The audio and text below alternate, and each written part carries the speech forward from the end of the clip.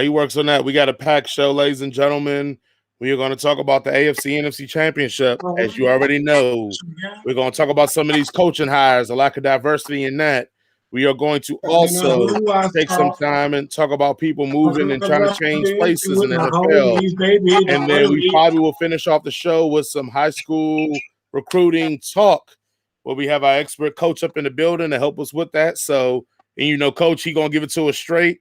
Don't mind me. I'm rocking the Blue Man Group today, all blue everything. So, you know, I'm going to say this for Georgia's win. That's what I'm going to say. It's for Georgia's win. I'm rocking the blue. There we go. It's for who? For Georgia's win. The state of Georgia going blue. Oh, I thought you meant like the universe was like the women's basketball game that they won yesterday. Come on, I can't believe you would try me like that, Travis. Damn sure one for South Carolina's win. We know that. South Carolina is the number 3 team in the country right now. So no, nobody give a damn. I was about to say, like, how long you think that's gonna last? It ain't in February yet. With your expert opinion, Travis, how long that's gonna last? I'd say pretty far. Last year we were the number 1 team in the country all year until COVID happened. The women's tournament got canceled. So it don't. You know what they call February? What? February foolishness. March Madness. Actually, I got this on the Gladiator Cypher podcast, man. We're gonna do a fun one, Coach. You're gonna like it. And for March Madness, we are going to rank and have a tournament style for all of the Black sitcoms theme music. We're going to rank Black theme songs. I think we're going to do a list of 32 and we'll whittle it down to a complete winner for the best Black sitcom theme song of all time. Y'all ain't going to get it right. Shit. I mean, I already kind of figure. I think I know who's going to win. I mean, I'll be interested to see who y'all think may win. Give me your prediction. Who, me? I feel like I think it's 2 strong ones off the rip that's going to either win. It's either going to be between Fresh Prince of Bel-Air or Sanford and Son. I don't think nothing. You got Sanford and Son part right. I don't know about Fresh Prince. But once again, I said it's going to be between one of them. Yeah, I mean, of those 2, it's definitely Sanford and Son. That's just talking classic. Who are the voters on this? Black people, Travis. You ain't included. I wasn't going to ask if I was going to because I don't even know what I know the Fresh Prince of Bel-Air, and that's about it. I don't know anything else. No, we're going to debate amongst ourselves. Hey, you also got to remember about the Jeffersons too, Jay. I know. That was my other one was going to be the Jeffersons. I could probably name that tune. Hey, Troy. See, there's a lot of them y'all don't know about, like Rock. No, we got Rock on the list. We already got Rock on the list, homie. Don't do me like that. What's Rock? We got Rock on the list. We got In Living Color, the first theme song, not the second one later on. We got we're gonna have some sleepers in there too, Coach. Don't get it twisted. Okay. We're gonna have we got Rock up in there. We got all In the House, the LL sitcom back in the day. We got a couple of sleepers in there people forgot about. Yes, we got Good Times on there, Troy. Good Times is gonna be hard to get by because one of my co-hosts, he hates the Good Times theme. So it's gonna be hard to battle him to get Good Times some wins. I don't know why he hates Good Time. Troy the Barber said Good Time. He said because Good Times is a bunch of cooning. I know, but Troy the Barber's on here now talking about Good Time. Yeah, I know. That's why I was bringing it up. Like I said, it's gonna be hard for Good Times to win because one of my homeboys feel like that song is a bunch of cooning. So I don't know why you're talking about cooning. Hey, I can't speak for another man. I'm just telling you what's gonna go down. Is All That or Keenan and Kel going to be on there? Yeah, we All That's not a Black show, but Keenan and Kel, yes, did make the list. Keenan and Kel, Moesha, Sister. What about Facts a Lot? What about Different Strokes? Different Strokes. Yep, Different Strokes is on the list. Come on, Coach. You know I'm thorough, Coach. I poured them all. What's the name? We got Moesha, Smart Guy. I mean, we pulling them all out. Sister. Smart Guy. We pulled them all out, bro. Different Strokes. What's going on, Tom? Hey, Tom. Are they all sitcoms? Or are they? Hi, Dad. Is there anything else? We did make an exclusion for like Fat Albert. So we did go like some cartoons as well, like some Fat Albert. Oh, give me Fat Albert. PJs. And yeah, we got In Living Color, Troy. We got the original Living Color with Heavy D, not the one later on. We got the original when Heavy D was rapping on there. We got that. Give me Fat Albert. I'm voting for Fat Albert. You said the Cosby Show may get two put-ins. You know, Cosby had a couple of good theme songs. We got Malcolm and Eddie's theme song on there too. Like I said, we got a gauntlet on there. That's interesting. That'd be pretty good. What's going on, Brittany? Richard Hood. Happy birthday to Brittany. Hey. Happy birthday, Brittany Vadner. Richard Hood. Hey, it's Fat Albert. Yeah, Albert on the list. We'll see how it shake down. So it's going to be me, my two hosts on the show, and then we're going to bring Keisha in. We need to give our condolences to Denise Ham. Hey, Miss Ham. She lost her mother-in-law this last couple days. Oh, wow. Damn. Yeah.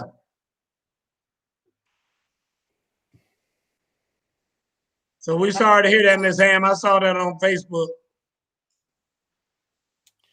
All right, Coach, without further ado, let's do what we do. Hey, we about to get this thing started. Welcome to Straight from the Hip. I'm your host, Coach Gerald Boo Mitchell, coming to you from the Crown Room, the Palace, up here on Black Mania.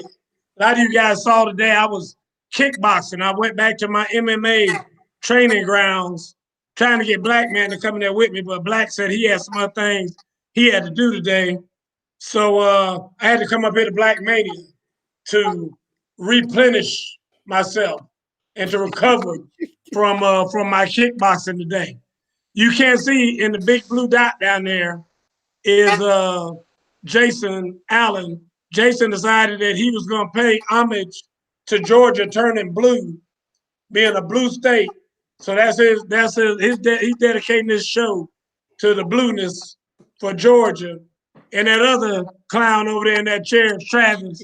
Everybody knows Travis waving right now.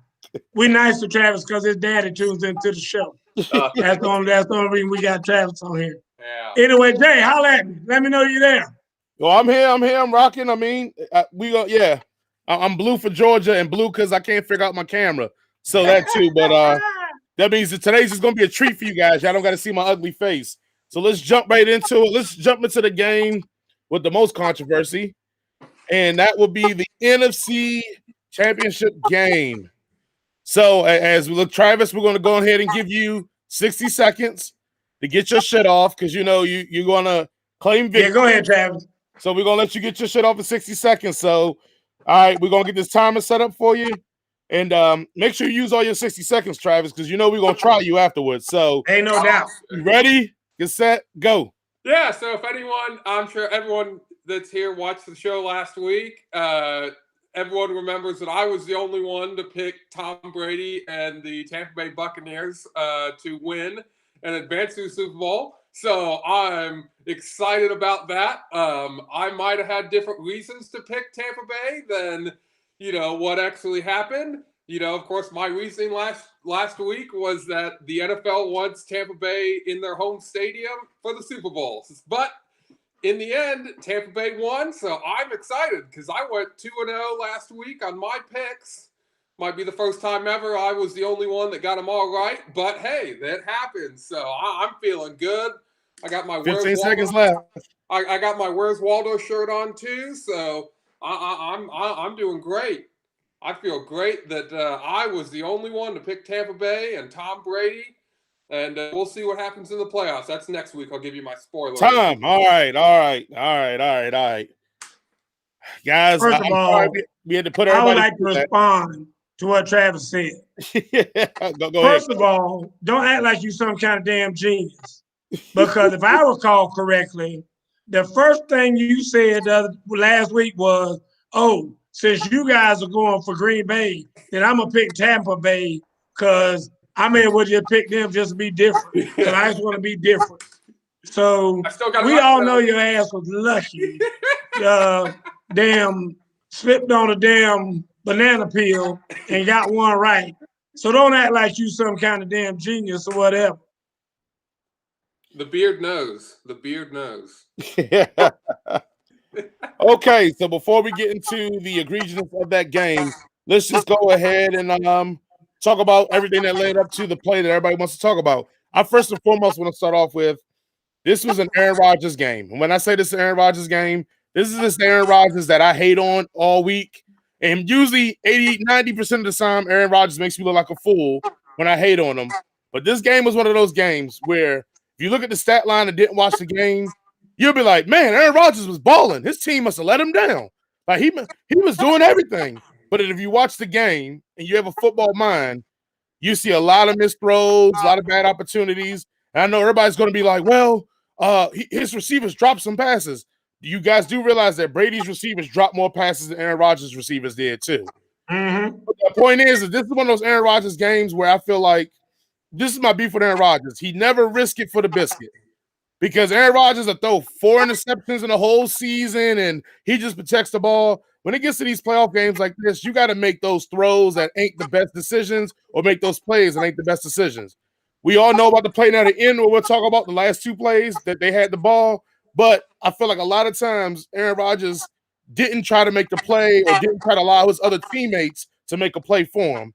And again, it's just that stereotypical because when I say that to people, they'll pull up the stats and go, well, he completed 65% of his passes and he threw for 300. But if you watch that game, he left a lot on that table that he just didn't complete or didn't even try to complete. So it is what it is, man. I mean, I picked him because I thought this was finally his moment, and he kind of let me down along with his coach and let me down. So, Coach, what you got on it?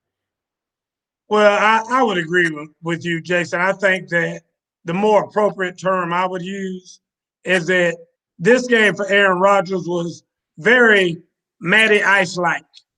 You know, y'all like to always throw these stats out there for Matt Ryan and about how good he is and how many yards he has. Julio Jones is good between the 30 and the 30. I've said this many times. But Julio Jones ain't putting up no points.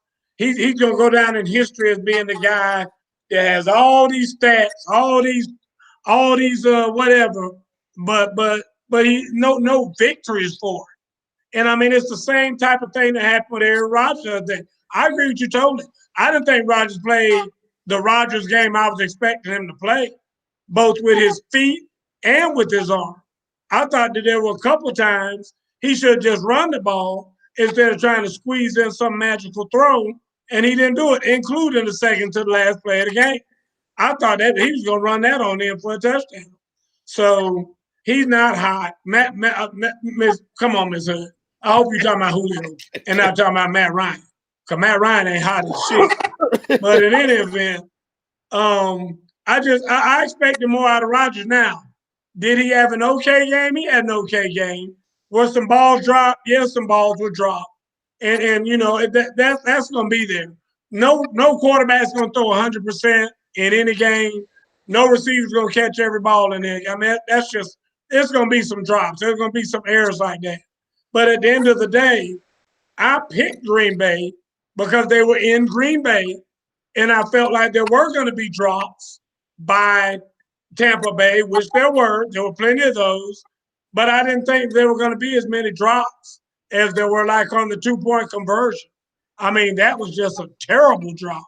You know, that's a drop that I see high school or even middle school receivers make just because they didn't look the ball in. Just because you're being a jackass and instead of finishing the play and watching the ball all the way in, you're so busy worried about talking trash or doing your little touchdown dance that you don't catch the damn ball first. So that's my feelings on it. Go ahead, Travis. Yeah, I agree with a lot of what both of you said. You know, I was, even though like I do like to claim credit that I did pick Tampa Bay, I was surprised that Green Bay played maybe not as bad as they did, but I thought they were going to play better. But I think a lot of that has to do with just the defense of Tampa. I thought they were doing a very good job for the most part, keeping Rodgers' wide receivers, you know, covered and making it difficult for Rodgers to find the open receiver. The defensive line was getting after him, you know, at a decent rate, and it was causing Rodgers to have to check down a lot. and there wasn't a lot of long passes. There were a few, and of course there was the one touchdown to MVS. So that's going to happen with Aaron Rodgers. But I thought there were going to be more long distance passes, but Tampa Bay kind of made them Green Bay kind of go the whole distance of the field, and they just weren't able to do it on a consistent basis. So I thought that was a good game plan by Tampa Bay for what they did, and they tackled very well too. Yeah, well, let's go to the other side of the other team on the other field. It's odd when I say this. We can all sit here and say, Brady wasn't that impressive, but it is something to say about Brady just being a freaking gamer. And I think with Travis, you said 100% correct. Tampa's defense was no joke. They played good ball. I think some of it also helped that, like what we talked about last week, that you got to get Aaron Rodgers in the flow early. And if Aaron Rodgers is not in the flow early, I feel like Aaron Rodgers for the rest of the game never feels comfortable. And it showed that, showed on Sunday. But the biggest thing on Tampa's side that I kind of like, but also scares me about the Super Bowl is that Tampa Bay's defense bailed out a lot of bullshit that Tom Brady did that game. Like a lot of bullshit. And almost to the point, I mean, you got to think about it. I mean, they went to halftime. What it was, a 21-10? Yes. Somewhere around there. And, pretty much for the most part, Tampa didn't move the ball pretty much none of the second half. And Brady still had 3 picks. And I know we're all going to focus on the last drive where they, worked that and got rid of all the time and won the game. And that's great to talk about that. But you can't, I mean, we know who they about to go up against in 2 weeks. You can't do that against them. And I just felt like that is something that, and I don't know, Coach will probably elaborate more on it. That is something that I feel like is better for Tampa Bay that Brady had that game, because now it's like, oh shit, as long as we keep, or everybody in that whole team is now thinking, as long as we keep the game close, we know we got the guy that can win it, take us home. So I felt like in losing, this game made Tampa stronger because now all those other guys around Brady believe now. Because now they're probably thinking Brady's a magical unicorn the way he played, and they still came out with that victory. So, like I said again, I think this loss for this bad game by Brady is actually going to help that team way further for this next game, because I think they all believe all we got to do is keep it close. We got the guy that's going to win it. So I don't know what your thoughts on that, Coach, are. I think you're right. I mean, I think that obviously with Brady now, he's shown that he could beat Rodgers in, Green Bay. I mean, obviously that gives them hope that, they can be the team of destiny. And I told you what that term means. It means there ain't no way in the hell we supposed to win, but we're going to find a way to win. But, we'll talk a little bit about this more in a few minutes, but, Josh Allen, we'll talk about that game, but Brady's not the quarterback that Josh Allen is. And if Kansas City plays like they played the other day, there ain't no chance for Tampa Bay. I'm telling you that right now. I'm telling you that right now. Mark that down. And I know you're going to say they didn't have Antonio Brown. And I'm an Antonio Brown fan when he's on the football field, not when he's off the field, but when he's on the field. And I think he'll make some difference, but I don't think he'll make that much difference. Travis? No, I agree with both of what you guys just said. I think it's something to be said about Tampa Bay. It seems like they're definitely hitting on all cylinders right now. And like you said, Jay, there is a belief, I think, in Tampa Bay that it's just like, if we can just keep it close, we have the guy that we know is going to make that 1 or 2 plays in the fourth quarter that could decide the game. And I think that was definitely Tampa Bay's strategy, is keep it close and let Tom Brady do Tom Brady things. And I think that's probably what their strategy is for the Super Bowl. I know we'll get to the Super Bowl next week, our predictions and things like that. But, I think that is probably going to be their strategy for the Super Bowl. And I thought definitely their strategy for this past game was kind of just keep it as close as possible and hope that Tom Brady is just Tom Brady like he's always been in the playoffs, and he proved to be able to do that. Let me just respond real quick to Troy the Barber, who said, he's talking about Matt Ryan's numbers proves the team is full of bums. Matt Ryan is the biggest bum on that team. I'm going to tell you that right now. Talking about man, you gotta be kidding me. Yes, Tyreek Hill did look amazing, Christopher Butler. And Tyreek Hill is my MVP. I don't give a damn what anybody says. I mean, you know, when you got somebody like that, I don't know if y'all saw that out route, that 5-yard out route. Yep. That joker turned the corner so fast, Yep. the DB couldn't even put a hand on him. Yep. And when you got that kind of a weapon, man, I can be Patrick Mahomes for a day, especially if we playing like the Falcons or the Bengals or the Browns or any of them clowns.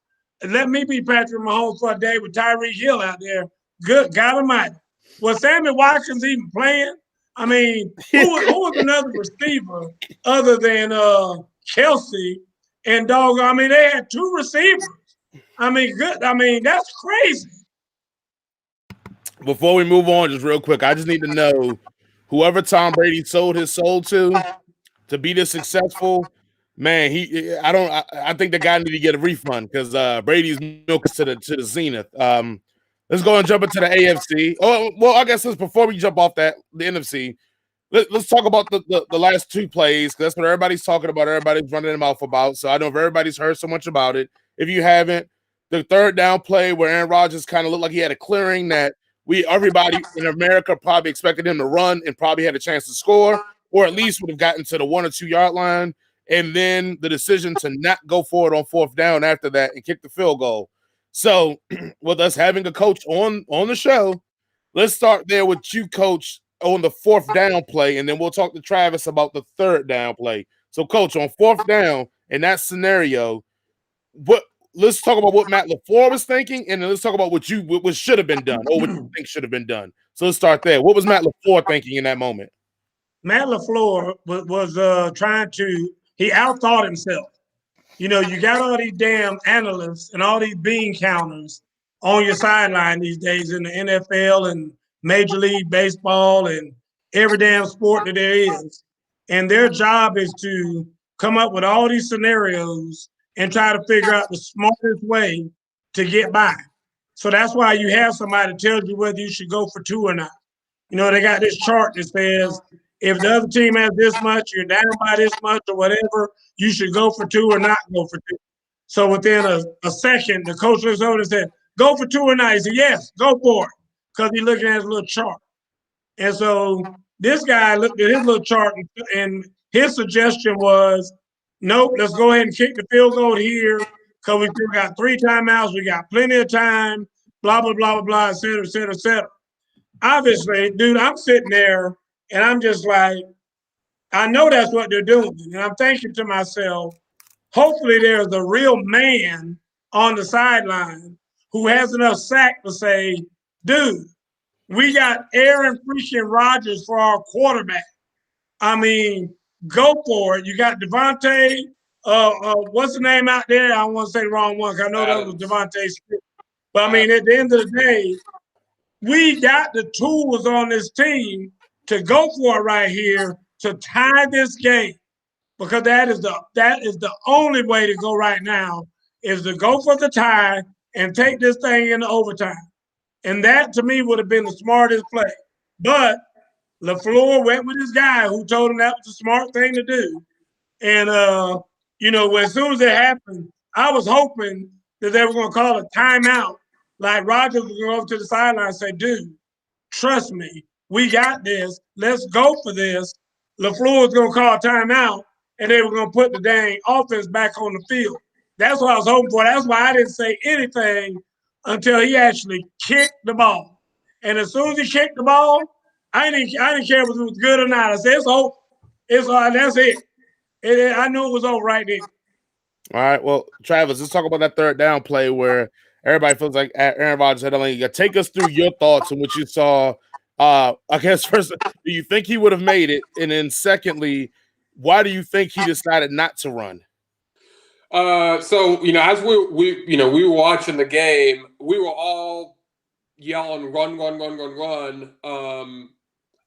Do I think he was going to make the touchdown? No, I don't. I actually don't think he would have. You're crazy as hell. He'd have made it if he ran it.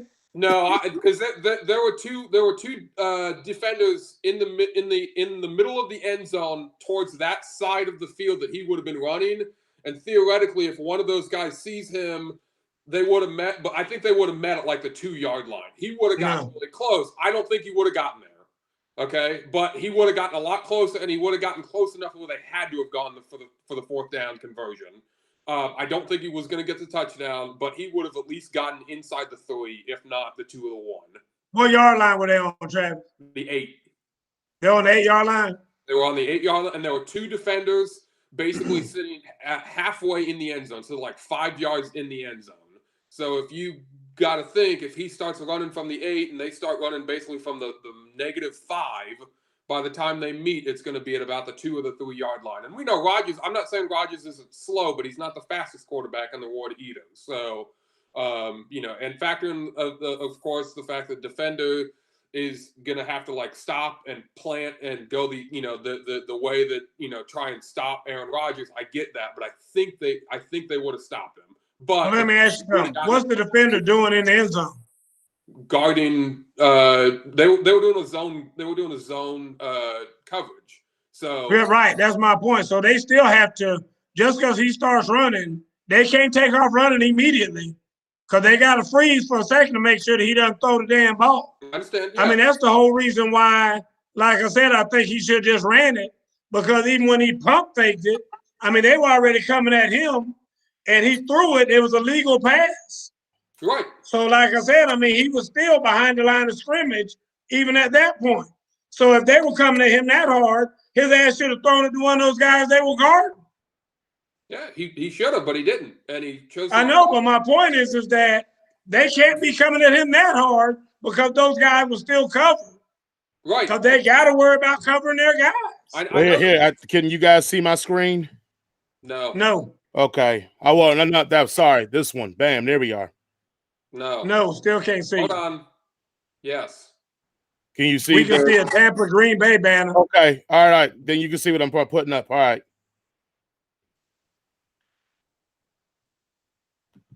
All right. So I guess I'm trying to find where Travis is seeing and what Coach is seeing. So Travis, if you want to walk us through where you want me to stop at, and yeah. So he's going back. Stop. Yeah, I know I'm a little ahead of it. Okay.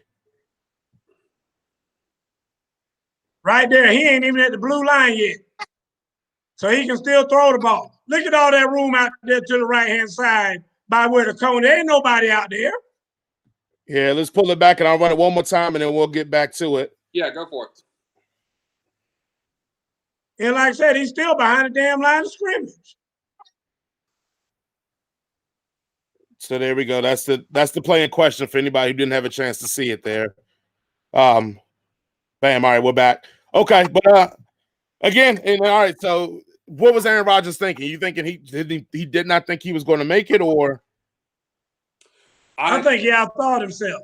I think he thought he could sneak in a bullet throw to somebody. It was just a bad decision. I did too. Okay. I agree. Thank you, Miss Peavy. Damn right he should have ran that ball. There's plenty of room out there. Miss Peavy, you could have made that too. I'm not saying he shouldn't have run the ball. We all said he should have run the ball. But I just think he thought he could have made that throw. But Mr. Peavy could have ran that ball in there. Shout out to us getting better with technology. All right, let's go into the AFC Championship game. Let's go ahead and start with you, Travis. Why did the Buffalo Bills lose this game? Because Kansas City was just a better team overall. Buffalo went, I thought, as far as they were going to go. Kansas City just played very well. To beat Patrick Mahomes at Kansas City in a championship game, you're going to need him to just have a really, really, really bad game, I feel like. And he didn't have a bad game. I just think Patrick Mahomes just had a Patrick Mahomes game. Josh Allen did not have a good game either. So that really hurt him. He went 28 of 48 for 287, 2 touchdowns, and 1 interception. So, he needed to be somewhere more like 38 of 48. And they had no running, hardly any running at all, to keep Patrick Mahomes off the field. And, Kansas City was just a better team. Can I ask you why Josh Allen didn't have a good game, Travis? Yeah. I'm asking you, why? Why did he not have a good game? From what I saw, it looked like the defensive line for the Kansas City Chiefs did a good job of getting pressure on Josh Allen. Josh Allen made a few really bad decisions where he would try and get out of the pocket and would take a 15, 20-yard sack, and that would just ruin. That happened at least 2 or 3 times, and that just ruined the drive. You're going to have to prove to me that you watched that game. Man, the secondary for Kansas City was playing off the damn chain. And I'm going to tell you right now, if they play that way this week against Tom Brady, Tom Brady can't escape like Josh Allen was escaping. Josh Allen was escaping and ripping off damn 10 yards every clip when he escaped and ran the ball. And I thought that was going to cause some problems for Kansas City. Now, once again, he was doing that 30 to 30 thing, doing it in between there, but he was ripping them. But God dang, the secondary for Kansas City, I don't know who trained them and got them ready for this game, but that joker deserves the damn game ball. They were locking down on the receivers from the Buffalo Bills. Right. Now, I think too, Stephon Diggs got a little case of the ass and was acting an idiot out there pouting because they weren't getting him the ball soon enough. He's one of those diva wide receivers who's got to have the ball early and often, and he wasn't getting it. But I'm telling you right now, that secondary for Kansas City, dude, they deserve the game ball. That was some of the best. I don't know if you saw, they kept on highlighting it and whatnot because he couldn't get the ball off to anybody because everybody was locked down. I mean, locked down most of the game. Oh, agreed. But also, as we can see, watching the highlights, that was just 2 plays right there where immediately the defensive line, within 2 seconds, Josh Allen's running for his life. He took 4 sacks for 53 yards in the game. I'm just going to say, them are the worst sacks I've ever seen in my goddamn life. Oh, my God. That's true. He should have gotten rid of the ball. But here's the thing. I mean, they didn't, at the beginning of the game, they weren't even doing a lot of blitzing. They were just rushing 4 guys. And then after he started getting all those escapes and whatnot, they said, okay, we're going to have to put more pressure on him. And they started blitzing the Honey Badger and some of those other guys to go in there and go after him. But like I said at the beginning, they had clamps on Stephon Diggs. They were double teaming him. And, dude, there was nobody open. You had linebackers being locked down on people that should be getting open and paid to get open that weren't getting open. And that's why Kansas City really won the game, was that doggone defense. They performed above and beyond for that game. I'm just going to jump on it real quick because I think both you guys hit on some good things on there. I think one of the big things, kind of like Coach mentioned, rushing it with 3 and 4 and getting in the backfield. A lot of that's predicated because the Buffalo Bills can't run the ball. They cannot run the ball. Yep. And I think the other part of it is that, like Coach said, they started clamping Stephon Diggs and making sure they couldn't get over top of him. Josh Allen wouldn't just take what they were giving him, which was underneath. Then, he started getting a little underneath of the game. They were down by 15-something points. So, that's when Cole Beasley started getting a bunch of work, and then Beasley got injured, but he didn't take what they were giving him to him. They were giving him the tight ends all game. They were giving him the whole game. He, for some reason, just did not want to take it. I don't know if he wanted the big play and he wanted to feel like he had to play catch-up with Kansas City or not leave any points on the field. But in that theory or that thought process, he left a lot of plays on the field because he kept trying to hold the ball. That's why the sacks look so bad. That's him holding the ball and trying to fight away rather than, sometimes it's just best go ahead and take the 4 or 5 yard sack and then have a manageable third down. Instead of you in a good position, you take a 15-yard sack. Now you're 3rd and 23.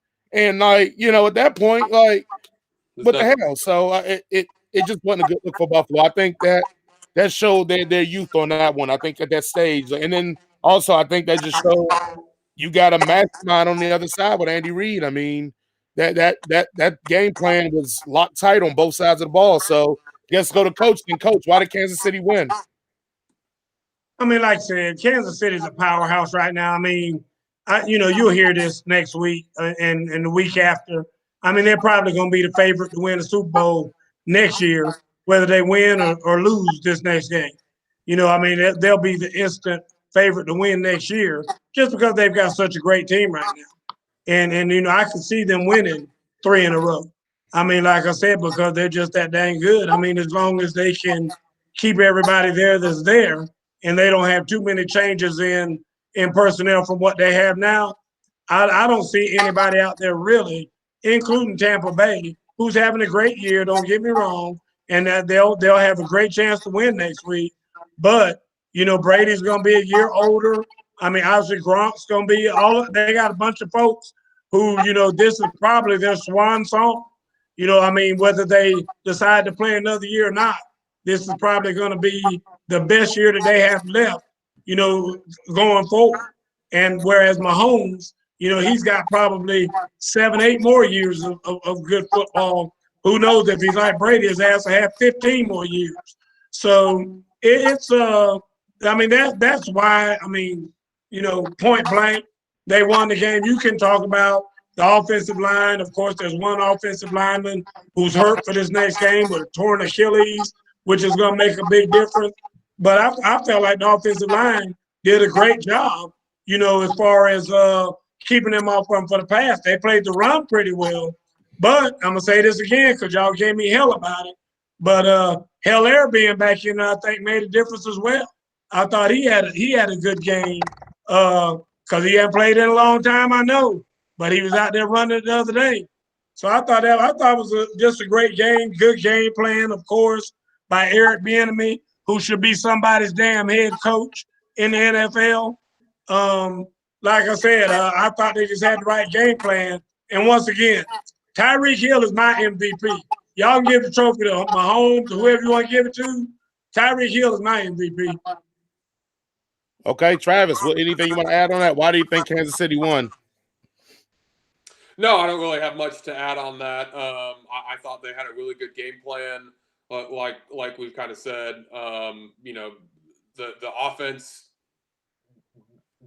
didn't do anything, basically wrong. That they did everything that you would think that a Kansas City offense was going to do.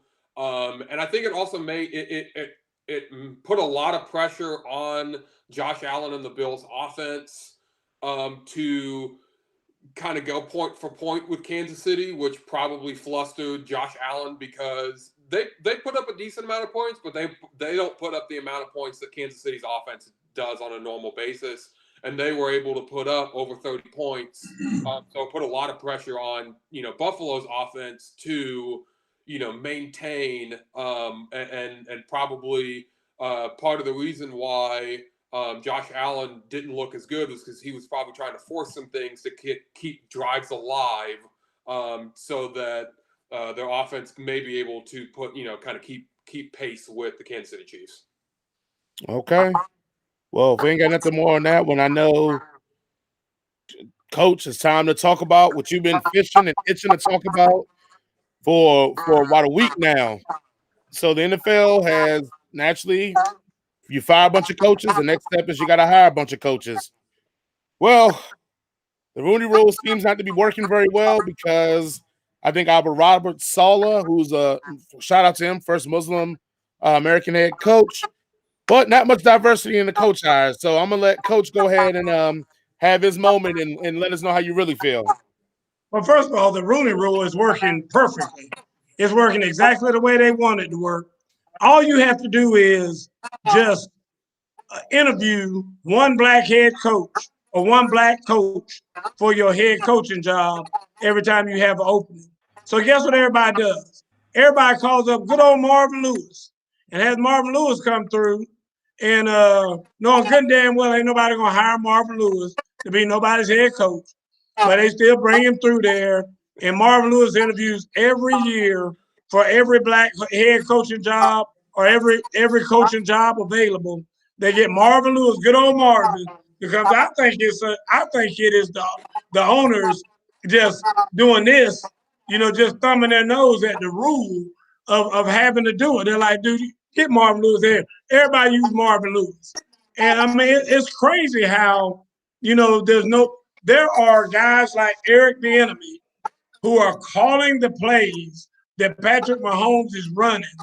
Anybody else out there, the Falcons hired the offensive coordinator for wasn't the Indianapolis Colts or somebody like that? I mean, are you kidding me? I mean, why in the world wouldn't you go after Bieniemy when they're possibly going to win 2 Super Bowls in a row under this man calling the plays, but you won't hire him? Why? Somebody tell me why that is. Why would you not hire the architect of the best quarterback in the league right now, the best team in the league right now, the reigning champions? Why in the world wouldn't you hire that guy versus hiring the offensive coordinators for the damn offense that Phillip Rivers was running? I mean, seriously? I mean, why is that? I don't get it. Leslie Frazier is dang locking people down, being the damn defensive genius for the team. Why isn't he getting some looks for a damn head coaching position? I mean, it just doesn't make any sense. Todd Bowles, why isn't Bowles getting some looks and being considered for a head coaching job? I mean, yeah, we know his career was almost ruined by coaching the New York Jets. Anything that has to do with the New York Jets, of course, nobody wants to have anything to do with you, just like the damn Falcons. But still, I mean, you got to be shitting me. I don't understand why in the world it is that these people cannot get a head coaching job in the NFL except for the obvious. That's the only thing I know. Well, and then we're going to put Travis in that lovely, tough, beautiful position of being the only white guy on the show. So, Travis, and I asked this in all sincerity and genuine feelings here because I talked to my wife and she sees things differently because of our culture. Why do you think there's a lack of minority hires in the NFL? Do you think it's a talent thing? Is it like, what are your thoughts? What do you see? Because I don't think you initially just run the race. Hold on, Jason. Travis, before you speak, you are speaking for all white people. Go ahead. Hey, they do it to us all the time, Travis. Oh, welcome to the club. You speaking for the whole white nation here. But the whole white nation, Travis. Initially. So why do you think this is happening? Like, we're not going to try on you or kill you, but just give a different perspective of why do you think maybe if you don't feel it's a race thing, why do you think these guys are being overlooked or not even being interviewed? Yeah, of course, I don't have any. I don't know, right? But the only things I can really think of are the fact that, especially with like Eric Bieniemy, I think we're all shocked that he isn't the head coach. Now, theoretically, he could still get hired for the Houston Texans because apparently the final 2 candidates for Houston Texans are between Bieniemy and Leslie Frazier. So at least the reports say that one of those 2 is supposed to get the job. I got a feeling it is going to be Bieniemy. But you wonder if it has something to do with I'm not going to say the lack of opportunity to interview, but I would bet that the white coaches are probably have the ability to get interviews more regularly than an African American coach. So they may not be interviewing as well as someone who's had 3 interviews or 4 interviews compared to someone who's only had 1 or 2 before, right? When you've sat down with owners and executives of multiple teams, you may feel a little bit more comfortable. You know what the answers that are going to be asked. While someone that has only been at, the Rooney Rule, but they only have to pick one African American, per team, and you like you say, Coach, they pick the same guy. You always always bring up Marvin Lewis jokingly, but it does tend to be the same 2 or 3 people every time that get the interviews, and you wonder if, especially with like a guy like Bieniemy, who should definitely have gotten a head coaching job last year. And again, we don't know. He may be the front runner for Houston. He's reportedly one of the top 2 candidates. Let me say this, Travis, real quick. Let me give you an update real quick, Travis. I have right here on my phone. Yep. It says David Culley, who was a Vanderbilt grad from 1973 to 1976, has a second interview for the head coach opening with the Houston Texans. We're pulling for you, Culley. This was sent out 3 hours ago, and David Culley looks like you, not like me. Hey, but Coach, Travis hit on something interesting that I never, I guess I thought about, but never put in full perspective. So when he was talking about the interviewing process, and I get that. That's what the Rooney Rule was made for. It's supposed to be putting these minority. Go ahead. I have no idea who you just said, Coach. But go ahead, Jason. Oh, anyway, yes, that's the point exactly. So Travis hit on something interesting that I never really thought about. So yes, Rooney Rules, you just got to interview one minority candidate. He gets put in front, like you said. You keep recycling the same minority candidates that you probably have no interest in hiring anyway. Travis hit something that I think maybe is underrated that we don't look at. So, Coach, like like I know, if you go, Jason, hey, I got a job for you. Hey, this is what they're gonna ask you on the interview. Hey, like say things like this because they like that. This owner likes that, or this boss or this CEO likes to hear this. Hey, like when they do the recruiting for you, like you're gonna walk me through that process and you're gonna tell me the key words, the key phrases, basically unlocking the doors.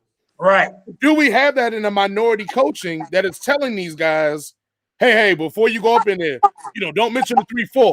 The owner never wants to run a 3-4 because he lost the 1978 Super Bowl with a 3-4 D. Like, is that being, and like I said, I mean, I think it's a huge race thing, but I think the race thing also is being covered up for the fact that I think it's a good old boys club in that head coaching privilege as well. I don't know if those head coaches like now. I mean, I think Andy Reid's a great guy and etc. But do you think Andy Reid's going to give the enemy the tools and the keys to wild owner that Andy Reid's familiar with, or the candidates we talked about? Are these head coaches sitting them down and going, "Hey, blah blah blah blah blah blah, know this, know that, know that, know this"? Use these. And I don't know the answer to that, but I got something to feel because we've all worked in corporate America. We've all worked in buildings and places. Well, let's be real. People that look like you're more likely to give a heads up on what goes down. People that don't look like you will give them your support, but you ain't giving them the blueprint. So it may be a subconscious thing too. Like what are your thoughts on that theory or that thought process, Coach? I think it's a great concept what you're saying, and I think it's true. Now, I think you got a lot of progressive coaches out there like Bruce Arians, like these two coaches, Andy Reid, the coaches that are, these Super Bowl coaches who are like, yes, I'm going to help you any way I can, et cetera, et cetera, et cetera. I don't think that you would have that. I don't think that Belichick is going to help. And I mean, not that he's a racist or anything. I just think he's just an asshole, period. I don't think he helps any of them. You heard Matt Patricia. I don't know if you heard that. He's going back to his daddy. He's going to be the new defensive coordinator for the Patriots again. I don't know why his ass took a head coaching job anyway to begin with, but he's back over there. But I think there are some coaches in the NFL who will help. Obviously, Ron Rivera is probably going to, help being a minority himself. So, like I said, I think he would help. But there are some guys I think that who aren't going to help just because I don't think they feel that they need to or they have to, or maybe they have a chip on their shoulder that nobody helped them or whatever the case may be. But at the end of the day, do I think that that's a big issue? I don't think it's near as big as the issue of, like Mr. Butler and like Tom and some of these guys are saying. It's just a race issue. I mean, the bottom line is that everybody loves Jerry Jones because he's a clown and this and another and all that. And don't tell me Jerry Jones doesn't have a problem with race. Mm-hmm. I mean, if everybody is really, really being honest with themselves, Jerry Jones has a problem with race, I believe. And I think that there are a lot of other owners. I've heard McNair, the owner for Houston, has a problem with race. And, that's why Deshaun Watson is now saying he just wants out. He said, I don't care who the new coach is going to be or whatever. Just get me out of here. Right. So I don't even want to pick the new coach. So just get me the hell out of here. So that might be why David Culley or whoever it is I just read to you is going to get a second interview. Because they might say, okay, since Deshaun's leaving, then we can pick who we really want to pick. And then they'll probably wind up picking him. So, but I agree with you, Jason. I think that's a very good point because there's nobody that, I won't say nobody, but I think there are limited resources in helping these guys with the information that they need to get some of these jobs. All right, Travis, let you go ahead and you had any final words or thoughts on it? I guess one, do you think Bieniemy will have a head coaching job next year? And if so, will what team? Well, considering that there's only one team that doesn't have a head coach right now, and that's the Houston Texans. Yes, I think that he will be the head coach of the Houston Texans. The fact that it's taken this long to get a head coach, and he's basically everyone's number one, at least is perceived to be the number one candidate. At this point, it makes sense that they're going to be like, okay, we're going to wait until after the Super Bowl, and why would we announce it? I will go, yes, he will be the head coach of the Houston Texans next year. All right, Coach, leave it alone. We're going to the next subject, Coach. We're going to pin him down on that prediction. Leave him alone. All right, speaking of Deshaun Watson, he wants out, like Coach just mentioned. Coach, where do you think Deshaun Watson gets out of Houston, 1, and then 2, where does he go? It's going to be tough for him to get out of there because I don't know that anybody has, or well, I won't say anybody has. There's a couple teams that have. I don't know if they're willing to spend what it's going to take to get him out of there, because to assume the contract that he's now under and whatnot, like they're going to have to do, is going to cost a lot of ducats. And so it would have to be somebody who's really close, to being that team. And I just don't know who that could be right now. I don't know who thinks that they're really that close. So I'm gonna just kind of take a long shot. I know a lot of people have said it's gonna be the damn Patriots. It ain't gonna be them. I can tell you that much. I think it would need to be somebody like maybe Tennessee. I mean, I don't know what kind of cap space they've got or whatever, but I would love to see Deshaun Watson in Tennessee. I mean, between him throwing and Derrick Henry running, you got a lot of problems right there. That's a lot of stuff to deal with right there. And so, like I said, I think that'd be a great fit for him. Doubt it's gonna happen, but it could be a great fit for him. Other than that, nobody off the top of my head, Jason, I can think of. Okay, Travis, same question for you. Is he out of Houston next year? Yes. But even changing it, what do you think is the best place for him to? Well, not the best place. Where do you think he will legitimately end up? So yes, I think he will be gone. I think the Texans will trade him. Reportedly, his top 2 choices are his number 1 choice is the New York Jets. He wants to go to the Jets. His number 2 choice is Miami.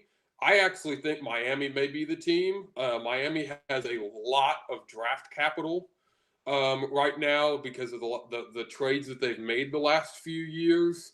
I believe, and I'm looking it up right now as we speak, I believe they have. But the Jets got a lot too, remember? They traded Jamal Adams as well. Yeah.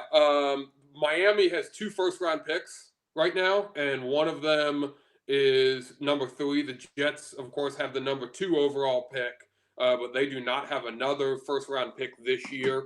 So I could see Miami trading for Deshaun Watson and saying, hey, I'll give you the number 3 pick for Deshaun Watson. And, of course, yes, before you guys say anything, yes, they already have Tua. There's rumblings in Miami that the players don't want to play with Tua because they're not convinced he's going to be the guy. And Miami is on the verge, at least what they think. They think they're on the verge of being a AFC Championship contender.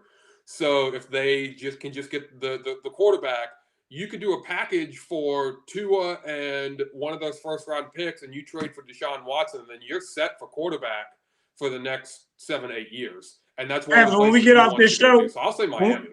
When we get off this show, Travis, I want you to send me the link where Deshaun Watson said he wants to go to New York. Ain't nobody trying to go to New York. Ain't nobody. Ain't nobody that damn dumb to say they want to go to New York. And then you turn around and say, okay, Miami. I mean, those are like 2 different sides of the damn equator. And you talking about, damn, Miami on one hand and New York on the other. He'll send it. I've heard that rumor too because he wanted to play for Robert Saleh. That's why he was interested in New York. And I think he's only been to Miami because of Brian Flores. I think the theme is I think he wants to play for a coach of color. That's the underlying rumor that he wants to play for a coach of color because of how the Houston situation is handled. Neither here nor there. Let's go ahead and move to our last 5 to 8 minutes. Let's talk about recruiting. I know National Signing Day is coming up. We'll talk about that closer to the date, but let's go ahead. If people have questions about recruiting and etc. right now, please go ahead, put it in the thread. Coach will try to answer. We'll answer as many questions as possible. But like we do this every year, Coach. I'm a sophomore. What should I be doing in aspect to recruiting? I guess going to be a sophomore when the new year starts. Guys, this is the thing about it. I mean, I'm going to talk a little bit about this, and we don't really have a lot of time. But at the end of the day, COVID is changing a lot. COVID is changing a lot of stuff because the whole processes that we're used to, and right now, my normal way of answering this question would be, you're a sophomore, be getting yourself ready to play varsity football right now, working your tail off, getting ready for spring football. You want to at least do something while these college scouts are coming to all of these schools, checking out the players and whatnot. But guess what? We don't know if the college coaches are going to be coming to your schools this year because they damn sure didn't come last year and they didn't come any this fall, which is what they normally do. So like I said, it's kind of hard to say. Now, don't get me wrong. At the end of the day, your kid needs to be getting himself ready, period, anyway. Because right now, you're a sophomore. You need to get yourself as a junior on the map. And the way you get yourself on the map is by working hard, earning some varsity reps so that you can get some varsity film that you can send out to these scouts. Scouts don't want to see JV film. Nobody cares if your son is the best player on JV. So what? I mean, it doesn't matter. They don't care about that. They want to see some Friday night film and see how you're going with the best people in your region going to Gwinnett County. They know you're in Gwinnett County. They know you're in the SEC of high school football. They want to see you doing your thing, against talent that's equivalent to the talent that you have in your team has. So all these teams are ranked, this and that and other, all that. Get yourself in a position where you can get some varsity reps on Friday night, get you some game film to be able to show to a college scout. Okay, well, if I am a rising junior, I know it's going to be kind of the same similar thing, but what little tweaks will be different if I'm a rising junior?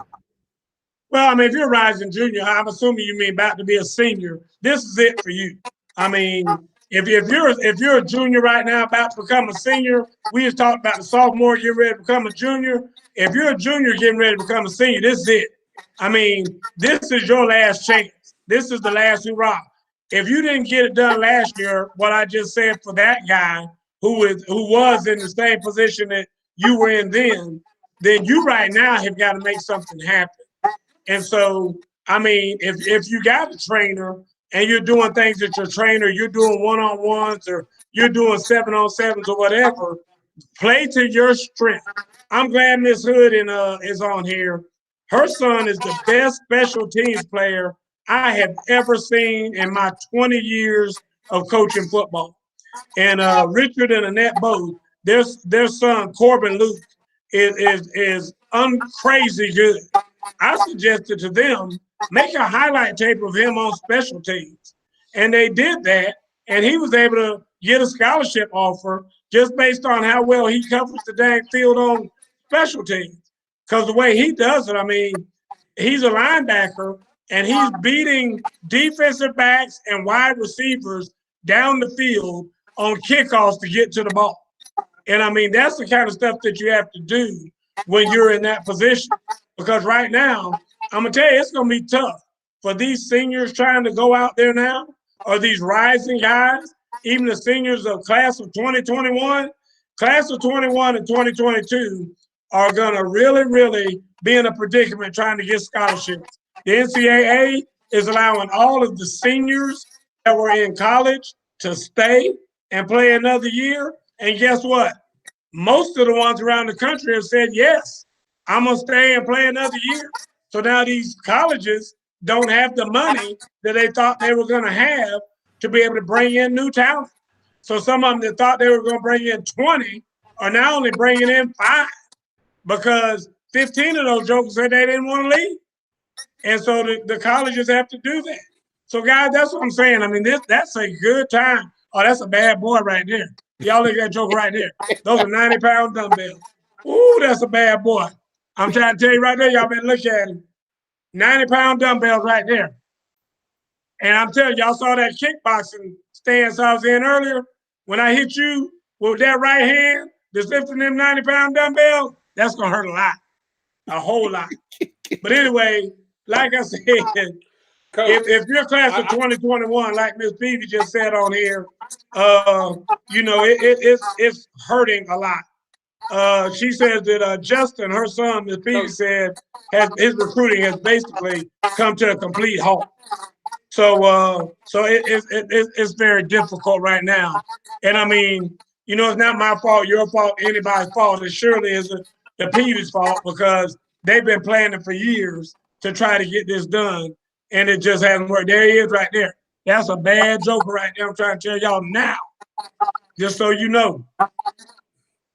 I got a question. So let's say you are a rising junior. So next year you're going to be a junior. You've played Pee Wee all the way up. You want to get a scholarship, but there's a senior in your position who is very good, right? He's a 4-star kid. He starts every week. He's going to get multiple scholarship offers, this, that, and the other. So you don't see the field very much, even though you may be a good player.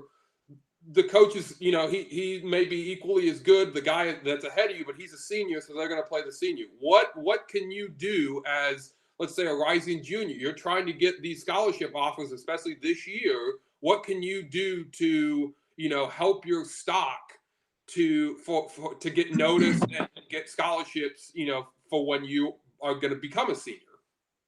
Well, I'm going to tell you this, Travis. That's a good question, and I'm going to give you a very good answer, especially because there's only one person that plays most of the game at every position, and that's the quarterback. Right. The quarterback is totally – the answer I'm about to give you is different except for the quarterback because most quarterbacks play the entire game, and they don't ever have anybody come in. Every other position, running back, wide receiver, linebacker, offense, defensive line, they have subs going to come in for you at some point because you cannot play a whole game at those positions. So with that being said, when that guy comes out and you go in, you better take advantage of every snap you get because you know you're only going to be out there maybe for 12 plays that game, and those 12 plays need to be highlight plays for you.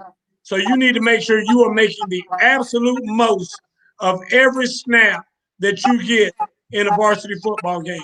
Now, if you're a quarterback and you're behind the guy and you're number one and he's number two and you're not going to get that opportunity, dude, you might need to go find you somewhere else to play.